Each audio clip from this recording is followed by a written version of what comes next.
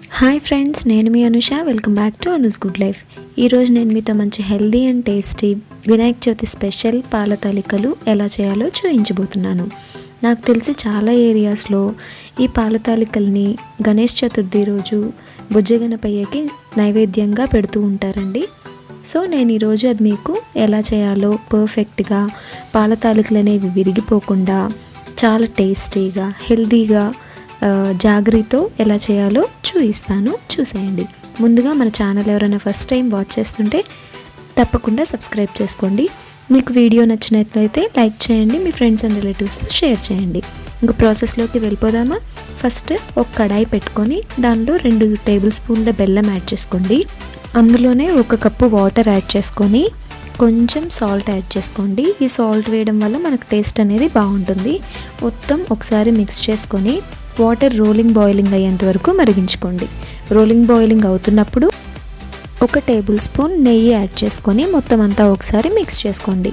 నెయ్యి యాడ్ చేయడం వల్ల మనం తాలికలు ప్రిపేర్ చేసేటప్పుడు అవి క్రాక్స్ రాకుండా, విరిగిపోకుండా ఉంటాయండి.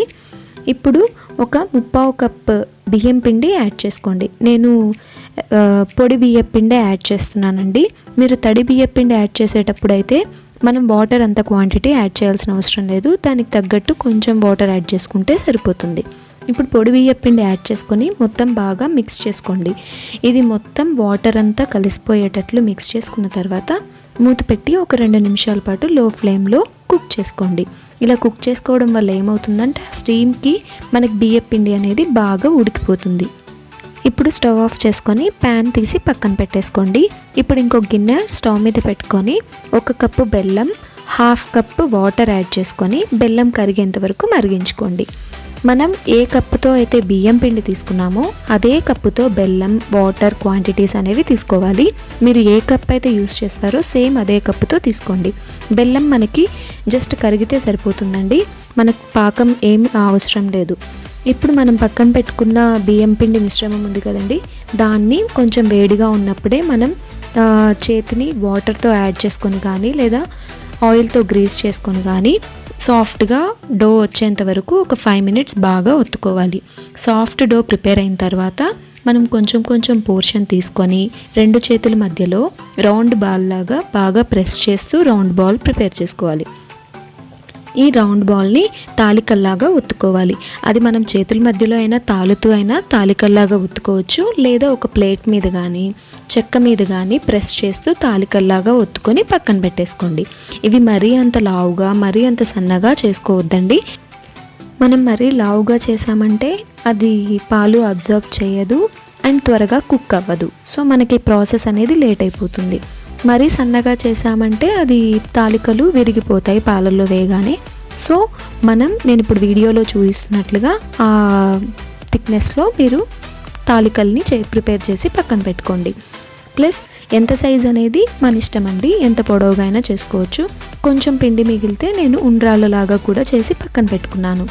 ఇప్పుడు ఇంకొక ప్యాన్ పెట్టుకొని స్టవ్ మీద 2 కప్పుల పాలు, 1 కప్పు వాటర్ యాడ్ చేస్తున్నాను. నేను వాటర్ క్వాంటిటీ అనేది మనకి పాయసం ఎంత థిక్నెస్లో ఉండాలి అని మన ఇష్టం వచ్చినంత యాడ్ చేసుకోవచ్చండి. సో నేనైతే 1 కప్పు వాటర్ యాడ్ చేస్తున్నాను. పాలు మరిగి పొంగొచ్చేటప్పుడు మనం తయారు చేసి పెట్టుకున్న తాలికలని, ఉండ్రాళ్ళని ఆ పాలల్లో యాడ్ చేసి చాలా చిన్నగా ఒకసారి మిక్స్ చేయండి. ఎందుకంటే మీరు తాలికలు వేయగానే బాగా ఫాస్ట్గా మిక్స్ చేశారంటే అవి విరిగిపోతాయి. సో చాలా స్లోగా ఒకసారి మిక్స్ చేసేసి మూత పెట్టి ఒక 10 నిమిషాలు లో టు మీడియం ఫ్లేమ్లో కుక్ చేయండి. ఇప్పుడు తాలికలు అనేవి చాలా పర్ఫెక్ట్గా కుక్ అయ్యాయి, లోపల కూడా బాగా ఉడికాయి. చూడండి, ఒకవేళ మీకు పచ్చిగా అనిపించినా అవి వేడి మీద అలాగే అనిపిస్తాయండి. కొంచెం చల్లారితే నీట్గా కుక్ అయ్యే ఉంటాయి. మనకు పాయసం కన్సిస్టెన్సీ అనేది కొంచెం పల్చగా ఉంది కదండి. సో అది కొంచెం చిక్కబడడం కోసం 1 టేబుల్ స్పూన్ బియ్యం పిండిలో 2 టేబుల్ స్పూన్ల వాటర్ యాడ్ చేసుకొని ఉండలు లేకుండా మిక్స్ చేసుకొని ఆ మిక్స్చర్ని పాయసంలో మిక్స్ చేసి ఒకసారి మొత్తం అంతా కలిసేటట్లు కలుపుకోండి. ఇలా కలుపుకున్న తర్వాత ఒక 5 to 10 మినిట్స్ లో ఫ్లేమ్లో కుక్ చేసుకోండి. కుక్ చేసుకుంటే మనకు పాయసం అనేది కొంచెం తిక్కుగా అవుతుంది. మరీ అంత తిక్కుగా అవ్వదండి, ఎందుకంటే ఇది చల్లారిన తర్వాత కొంచెం చిక్కబడుతుంది. సో కొంచెం పలుచగా ఉన్నప్పుడే మనం స్టవ్ ఆఫ్ చేసేసుకోవచ్చు. ఈ స్టవ్ ఆఫ్ చేసుకునే ముందు ఒక 1/2 టీ స్పూన్ యాలకుల పొడిని యాడ్ చేసుకొని మిక్స్ చేసుకోండి. ఇప్పుడు మనం బెల్లం పానకం రెడీ చేసి పెట్టుకున్నాం కదా, ఆ సిరప్ని వడకట్టి ఈ పాయసంలో యాడ్ చేసుకొని మొత్తం అంతా కలిసేటట్లు మిక్స్ చేసుకోవడమే. అంతే, ఎంతో ఈజీగా, ఎంతో సింపుల్గా టేస్టీ అండ్ హెల్దీ బెల్లం పాల తాలికలు రెడీ. మనం కరగబెట్టుకున్న ఈ బెల్లం అనేది కంప్లీట్గా కూల్ అయిన తర్వాతే మనం మిల్క్లో యాడ్ చేయాలండి, లేదంటే మనకు పాలు అనేవి విరిగిపోయే ఛాన్స్ ఉంటుంది. ఇది మాత్రం కంపల్సరీ గుర్తుపెట్టుకోవాలి.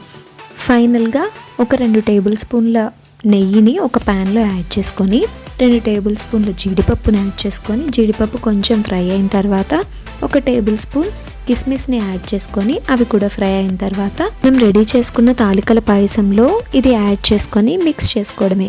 అంతే, ఎంతో టేస్టీగా హెల్దీగా బెల్లం తాలికల పాయసం రెడీ. ఈ వినాయక చవితికి మీరు కూడా ఈ స్వీట్ రెసిపీని ట్రై చేసి బొజ్జగనపయ్యకి నైవేద్యంగా సమర్పించి మీ ఇంట్లో వారందరికీ సర్వ్ చేయండి. బాగా ఎంజాయ్ చేస్తారు. సో మీకు ఈ వీడియో నచ్చినట్లయితే మీరు కూడా ట్రై చేసి మీ ఫీడ్బ్యాక్ని నాతో కామెంట్ సెక్షన్లో షేర్ చేసేసుకోండి. ఇంకా మంచి హెల్దీ అండ్ టేస్టీ రెసిపీస్ కోసం అనూస్ గుడ్ లైఫ్ ఛానల్ని లైక్ చేయండి, షేర్ చేయండి, సబ్స్క్రైబ్ చేయండి. పక్కనే ఉండే బెల్ ఐకాన్ ప్రెస్ చేశారంటే నేను ఎప్పుడు న్యూ వీడియో అప్లోడ్ చేసినా మీకు నోటిఫికేషన్ అనేది వచ్చేస్తుంది. Thank you for watching friends.